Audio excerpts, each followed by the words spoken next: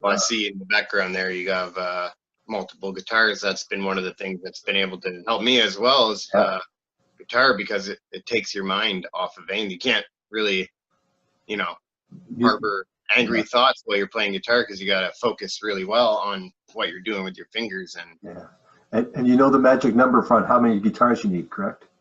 What? Just one more. Yeah. String hopefully next. That's my goal.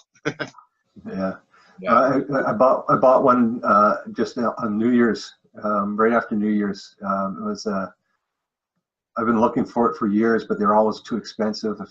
And even at 1,500, as they've come down, too expensive, too rich. But I got one brand new for $550. What is it? It is a Gitan. It's actually the one right over my shoulder right here.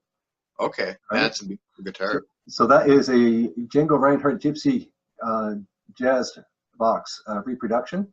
If you bought it out of Germany, they're around 5 to 10 grand. Canada, they're 1,500. In China, you can get it for 6 or 7. But I got that one for $550 unplayed. So nice, just bonus.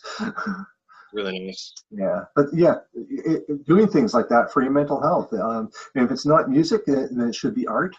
It should be reading, something which is very hard to do sometimes because you're the right brain, like the creative feminine side of our brain. We have to engage, right? Because that's our emotional capacities come from being left brain, more analytical type thinking, mathematics and whatnot. Yeah. No, I do Tai Chi. I do Tai Chi. My brother has his own dojo. I know you do a lot of jiu-jitsu, I believe it is. Yeah, I was actually looking to get into that coming up here, because jiu-jitsu has been one of my main therapies that have really helped me through the years. So I know my brother, we were doing some comparison between his karate and my Tai Chi, and we're kind of going through, okay, this movement means this movement means that. And if he goes into his katas, right, there's meditative forms, that kind of stuff. Must be the same thing through jiu-jitsu as well? No, actually. No, it's just getting the aggression out. I took Ishin-Ryu karate when I was younger as well, so I'm familiar with what you're talking about with katas and the different belt levels. But with jiu-jitsu, it's a completely different system where there's only 5 belts, and time and skill is the only way to be promoted. There isn't any katas. You can learn all the moves at white belt that you need to know, which you can never do. There's too many. But there's a progressional way through skill, and it only happens through being on the mat and learning through instruction, drilling, and then practical applications of the martial art. And basically, jiu-jitsu is just, in a layman's terms, is how to bring an opponent down to the ground to take away their explosive power to engage, and then control them in a way that you can safely diminish a fight, or in bad situations, you can escape any position. So no matter what position someone's holding you in, there's a way to get out of it, out of that pin, if you know the proper escaping maneuvers. And it's submission based, so we're doing arm locks, shoulder locks, leg locks, and chokes. So it is a full contact sport. You have to have a pretty decent physical physique, in that you can actually do physical working out, and it's hard on the body, but mentally it's been my best therapy for that aggression that builds inside. I can go into jiu-jitsu on a night where I'm feeling like complete crap mentally, emotionally, and whatever, and after the class is finished and I've had some what we call rolls, which is just sparring, I'm completely gassed out and I feel great. Yeah, Dave Bonus says he does excessive work, essentially, to burn himself out. But myself, I have a very badly damaged body. I have a lot of injuries that prevent me from doing a lot of impact. But same thing, I went back to a physio-based gym, and learned a new workout routine, and I do that routine. So even though it's not what I used to do when I was 20, 25 years ago, I can get into a gym, and in 30 minutes I've exhausted myself, and I'm ready for a nap.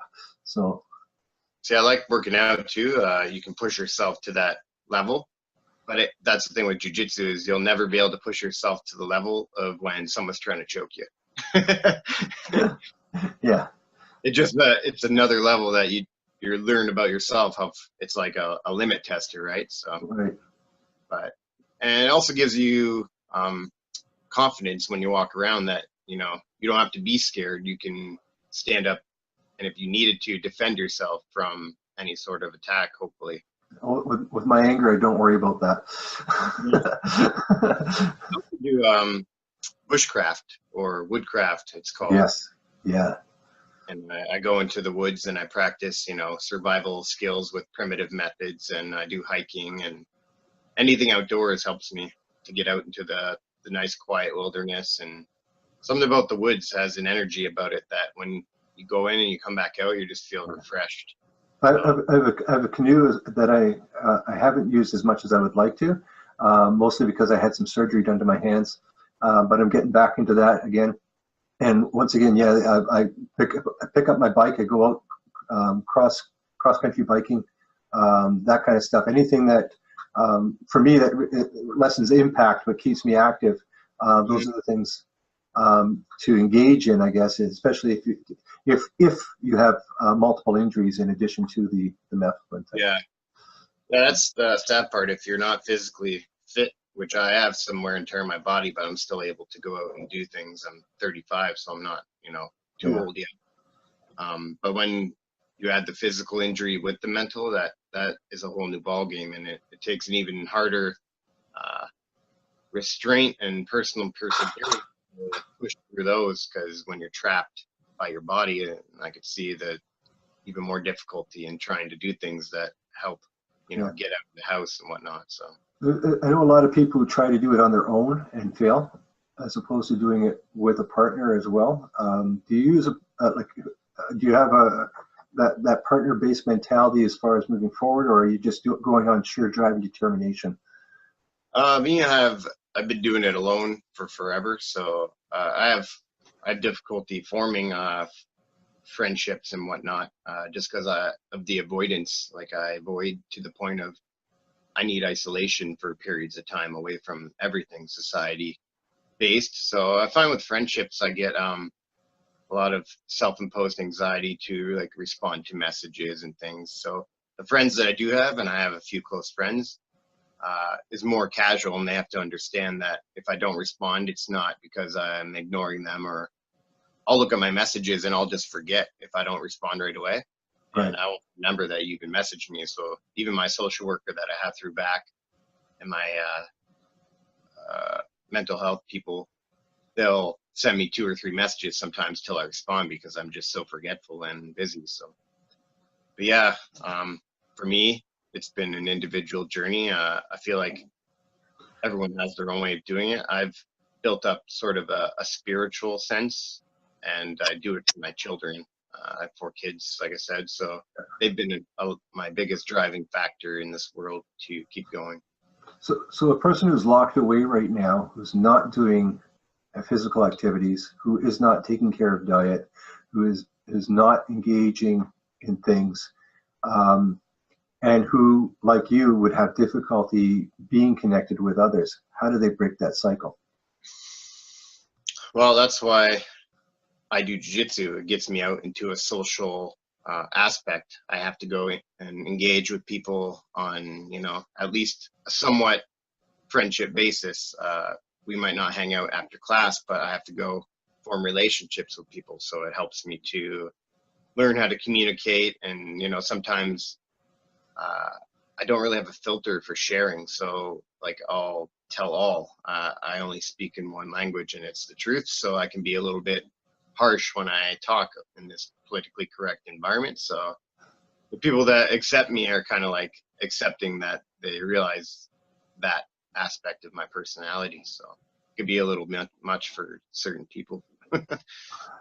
When you get talking about even Mefloquine, but that's only one aspect of what I study into. So a lot of people don't want to really see the truth. They want to live in their little bubble of convenience of what they want to believe. So yeah, I guess finding local interest, something that would interest you, that you can go out and maybe join a group. And a lot of it takes pushing yourself to the point of doing something and then watching the ripple effect of what happens, because I've seen that happen real time, where you drop a pebble into the pond, you know, the ripples happen.